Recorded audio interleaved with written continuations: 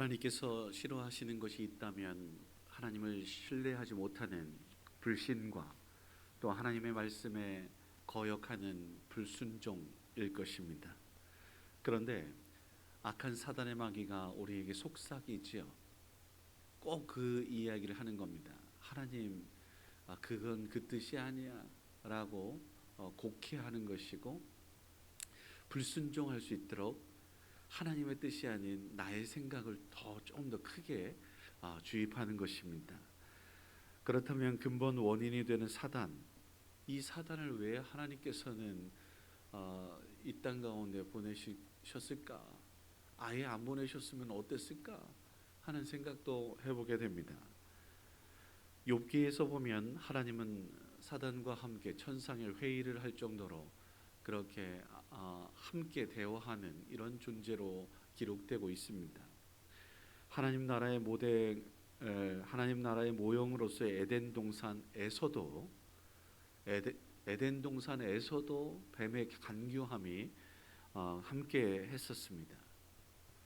소위 악이라고 이야기하는 것을 왜 하나님께서는 그저 두셔서 이러한 일들을 열어놓으셨을까라고, 또 어떤 이들은 선악과를 도대체 왜 만드셔가지고 우리를 죄짓게 하느냐라고 질문하기도 합니다. 오늘 말씀은 이러한 불의에 대해서, 때로는 거짓 그리고 어둠에 대해서 왜 하나님은 침묵하고 계시는지 조금이나마 알려주는 말씀이다라고 봅니다. 그래서 이 하박국 선지자는 항변하죠. 지난 1장을 보셔도 알 수 있습니다. 도대체 왜 그러냐라고 하는 이 질문인데요. 하나님께서 말씀하시는 것은 무엇이냐면 정한 때가 분명히 있다. 우리 성경은 소위 불교에서는 윤회라고 해서 끊임없이 돌고 돈다라고 이야기하는데, 성경은 그렇지 않습니다. 시작이 있으면 끝이 있다. 반드시 끝이 있어 라고 말씀하고 있습니다. 정한 3절 말씀이죠. 정한 때가 있다. 종말이 있어. 그날은 속히 올 것이니 더딜지라도 기다려라. 반드시 응한다 라고 이야기를 하고 있어요. 이후에 펼쳐지는 화에 대한 언급들이 여러 가지가 있는데요. 물질적 탐욕 때문에 화를 당하고, 사리 사욕 때문에 화를 당하고, 살인 함으로 화를 당하고, 방탕함으로 화를 당하고, 우상 숭배함으로 화를 당한다. 이게 결론입니다. 하나님이 싫어하는 일들을 자행함으로 함으로 그렇게 문제가 되는데, 결론은 빠져나갈 구멍이 있습니다. 뭐냐면 4절 말씀, 의인은 믿음으로 말미암아 살아라는 거예요. 의인은 하나님을 인정하는 것이고 하나님의 뜻 가운데 거하는 것입니다. 죄는 하나님의 뜻이 아닌 것에 벗어나는 거죠.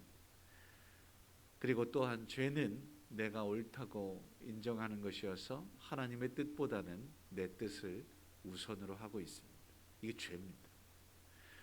예수님이 우리의 죄를 담당하시기 위해 십자가를 짊어지셨습니다. 하나님은 언제나 당신의 일을 지금도 묵묵히 행하시는 분이시지요. 어떤 일이냐? 우리를, 당신의 자녀를 온 세상을 구원하시기 위해, 회복하시기 위해 지금도 쉬지 않고 일하시는 분이라는 사실을 우리는 기억해야 할 것입니다. 우리의 기대와 상관없이 당신의 뜻을 이루시지요. 복음이란 우리가 원하는 바를 채우는 도구가 아닙니다. 그래서 복된 소식은 알라딘의 요술램프처럼 혹은 도깨비 방망이처럼 나의 무언가를 채우기 위한 도구가 아니라는 말이에요. 복음은 하나님이 우리와 함께 하시기를 원하시고 치유, 회복, 구원, 생명을 살리시기 위한 그러한 하나님의 사랑을 이야기합니다. 우리 모두의 죄를 어찌되었든 회복하시기 위해 당신이 친히 죽으시겠노라 작정하셔서 하늘의 영광 버리시고 이 땅에 내려오신 것, 얼마나 큰 복음인지 모릅니다. 여기서 그치지 않고 십자가를 짊어지셨습니다. 모든 수치와 조롱과 손가락질 등 눈총, 이 모든 것들을 다 받으셨습니다. 이게 복음입니다. 그런데 그 모든 것들을 다 이겨내시고 다시 부활하셨습니다. 승천하셨습니다. 다시 오시겠다고 하셨습니다. 그러니 너희들 깨어 있어라 라고 말씀하시며 또 다른 기회들을 제공하시려고 하는 하나님의 그러한 사랑, 이것이 복음인 겁니다. 그래서 우리는 이 20절 말씀에 온 땅 앞에서 잠잠할 수밖에 없어요. 온 땅 만물이 주님 계신 성전인데 그렇다면 왜 하나님 침묵하실까? 답답하게 라고 이야기하는데요, 우리 생각 그 이상의 것을 기대하고 믿고 의지하기에 우리의 능력으로는 도저히 할 수 없는 그 일들을 행하시는 그 하나님이기에 잠잠할 수밖에 없어요. 우리 하나님의 침묵은 어떻게 보면 제가 말씀 묵상하면서 든 생각은, 이것이 정확한지는 모르겠지만 저의 생각입니다. 너무 크면 너무 이렇게 하나님께서 잠잠히 기다리라고 했는데 하나님께서 너무 위대하시니까 우리로서는 들을 수가 없는 거예요. 여러분, 욥기를 보면 힌트가 있습니다. 하나님이 얼마나 크신 분이신지 감히 입을 열 수가 없을 정도였다라고 마지막 부분 그렇게 이야기하죠. 그런 분이십니다. 우리 하나님, 우리가 어느 정도 선에서만 눈에 보이죠. 저 멀리 있는 것들이 보이지 않는 것처럼 요것도, 이 작고 작은 세상도 전 참 놀라운 것이 뭐냐면 우리나라가 참 작다라고 이야기하는데 차를 끌고 저 멀리까지 가게 되면, 산 넘고 물 건너 이렇게 가게 되면, 야, 이게 작은 나라인가? 라는 생각해요. 그렇습니다. 끝도 없는 것 같아요. 하루 종일 운전하면 막 허리도 아프고 이것저것 다 아파. 그런데 이 나라가 작은 나라? 안 그렇다. 그런데 하물며 하나님이 그 크신 하나님께서 우리에게 베푸신 은혜와 사랑, 혹은 한마디 말씀하시는 거 듣지 못하고 침묵하시는 것처럼 들리지만, 생각되지만 이건 나의 생각이잖아요.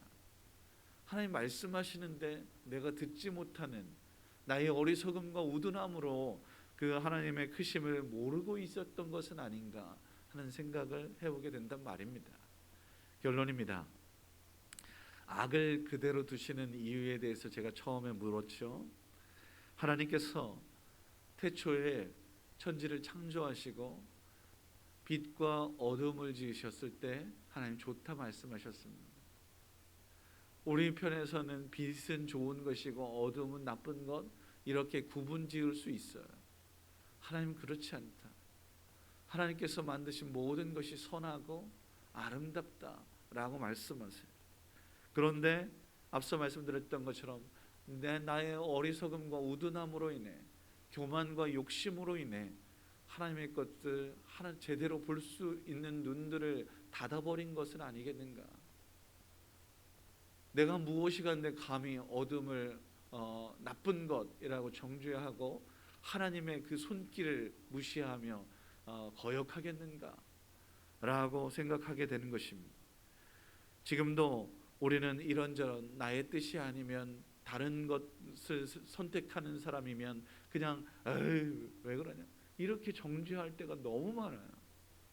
그런데 하나님께서 우리에게 원하시는 것은 다양한 것들을 두루두루 경험하고, 우리에게 너무 많은, 제가 예전에도 이야기했는데 이 꽃이 보이니까 하는 얘기인데, 이런 색깔 저런 색깔 이 모양 저 모양으로 얼마나 다양하게 우리에게, 나에게 선물하셨는지, 그 하나님의 사랑이 얼마나 신묘망측한지, 바다에 물고기가 획일적으로 하나가 아니라 그 모양과 색깔과 그 모든 것들이 얼마나 다양한지 우리 하나님 나에게 그 모든 것들을 보여주시고자 선물하시는 분이신데 그 사랑을 내가 왜곡하여 아유 하나님이 이게 뭐냐라고 투정 원망하고 있는 것은 아닌지 돌아보게 된다.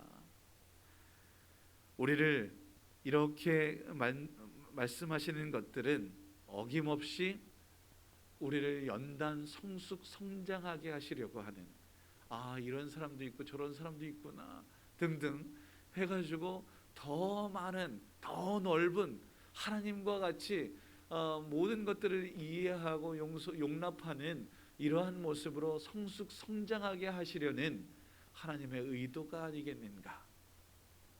우리는 우리 아이들이 아프면서 큰다라는 이야기를 이제는 조금 알게 됩니다.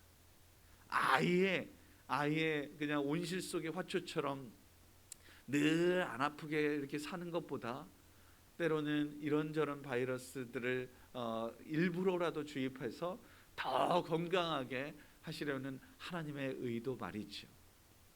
어떻습니까?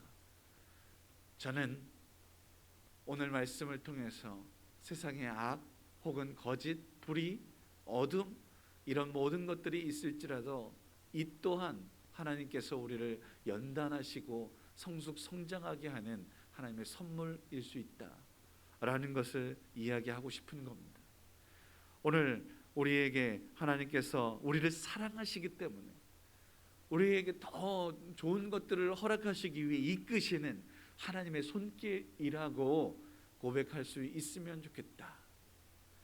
그 손길을 믿음으로 그러므로 우리가 처음으로 다시 돌아가서 의인은 믿음으로 말미암아 사는 거야.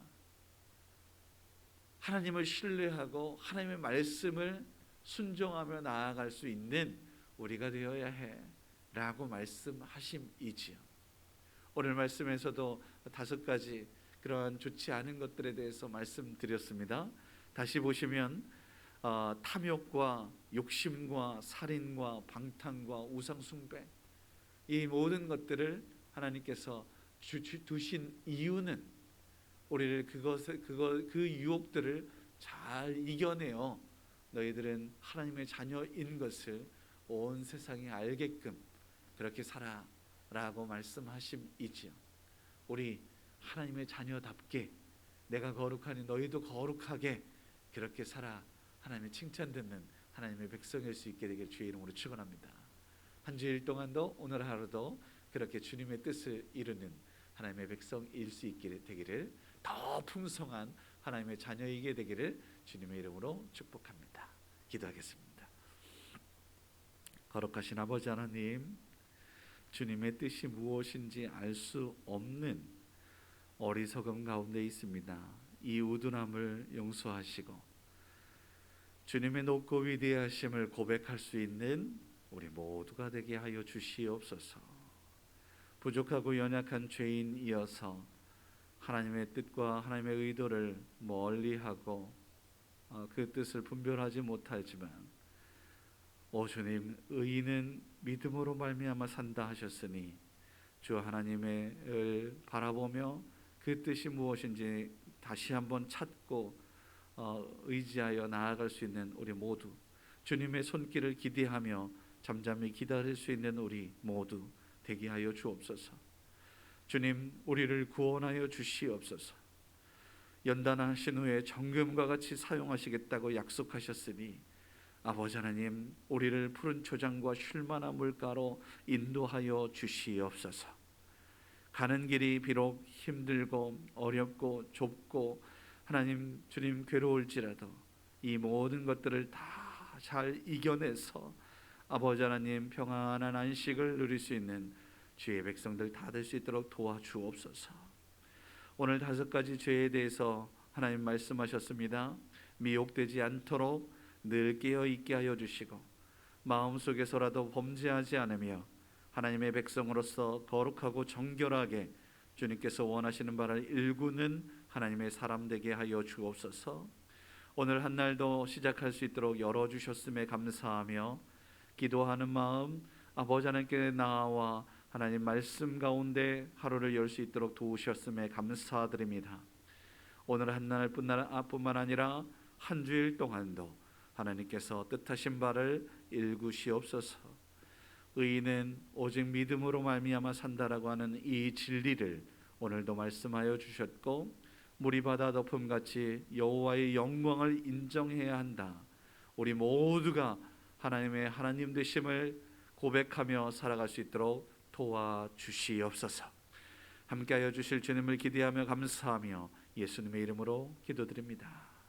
아멘.